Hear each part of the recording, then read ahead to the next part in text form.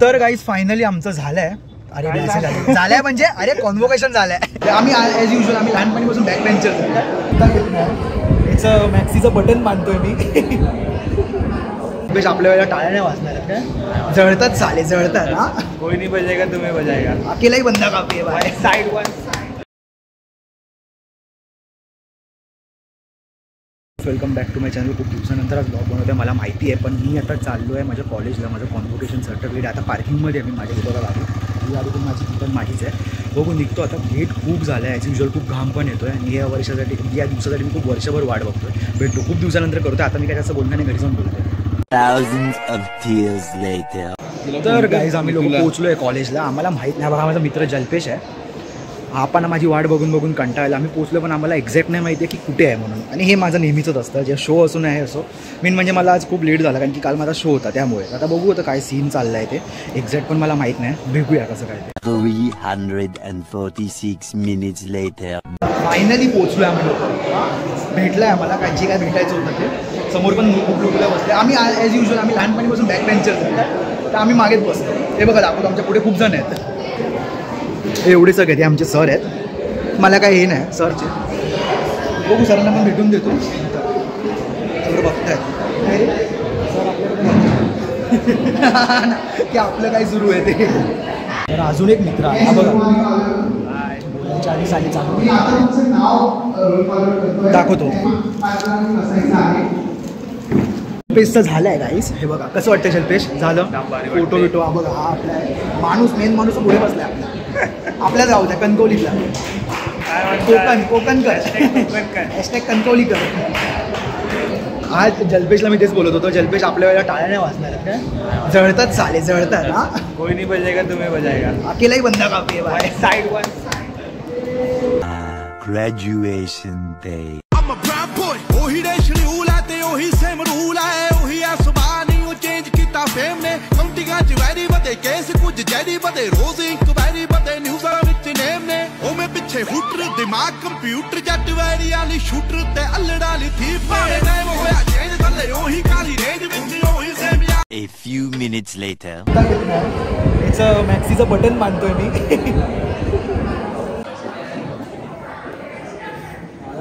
Balance करतोय बघ. आले तुफान किती जिद्द ना सोडली. झेप घेतली आकाशी स्वप्ने झाली पुरी. अजून काय झालं नाही आहे फोटो काढून. मी फक्त घालून दिसतोय आणि आम्ही एवढे युनिक दिसतोय. टोपे आमच्या घुसत नाहीत. तिथे आम्हाला फोटो काढायला बोलवलं आहे. बघू सर्वात पुढे जायचं आहे भाई. मी मेहनत करून झालोय. माझे पर्सेंटाईल तुम्हाला घरी जाऊन दाखवतो. आता बोल काय बोलतोस, किती पर्सेंटाईल. आमचा मेन माणूस एक पण नाही. खूप हुशार आहे तो. फक्त सर्टिफिकेट नाही आलं.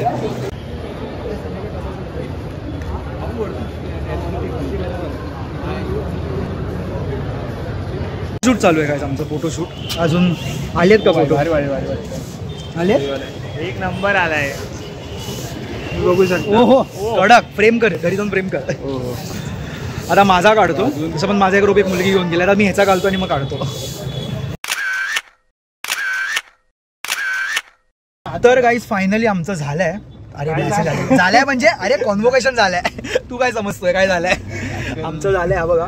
आमचं नाही झालं. आम्ही नाही. आमचं म्हणजे ह्याचं असं सगळं सीन आहे. आपला मेन माणूस इकडे चालवतोय गाडी. हळू चालव रे. नाहीतर एक काय बोलतात एक या देशातून नाहीतर या जगातून एक म्युझिशियन गायब व्हायचा. आज आहे हळू नाही चालवलं. आणि एक फिल्म मेकर आणि ग्राफिक डिझायनर.